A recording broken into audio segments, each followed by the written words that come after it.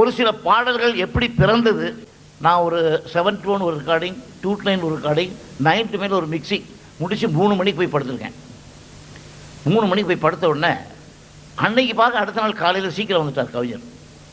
கவிஞர் எங்கடா அதை வர இந்த பயிரை ராஸ்கல் வரி என்ன போட்டு உயிரை வாங்குறான், இன்னும் வரலை, நான் எனக்கு பல வேலை எடுக்க கூப்பிட போட்டு எனக்கு வீட்டுக்கு ஃபோன் பண்ணியிருக்காங்க.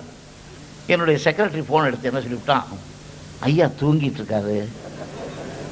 என்னடா தூங்க முடிஞ்சு பேரை கூப்பிட்டு வந்து என் உயிரை வாங்குறீங்கன்னு மறுபடியும் கட் பண்ணார். இன்னொரு நாள் கூப்பிட்டு போன பேருக்காங்க, மறுபடியும் தூக்கிட்டு இருக்காரு 3 தடவை சொல்லிட்டாங்க.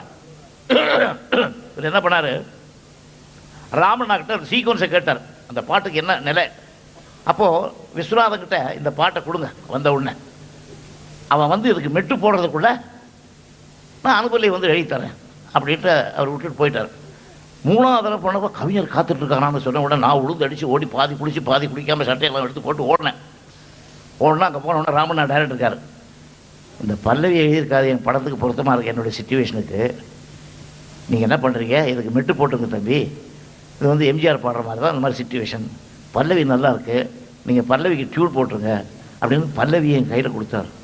எனக்கு வந்தது பாருங்க ஒரு கோபம். என்னதுங்களா பல்லவி, அவனுக்கு என்ன தூங்கி விட்டான் அகப்பட்டவன் நான் அல்லவன்.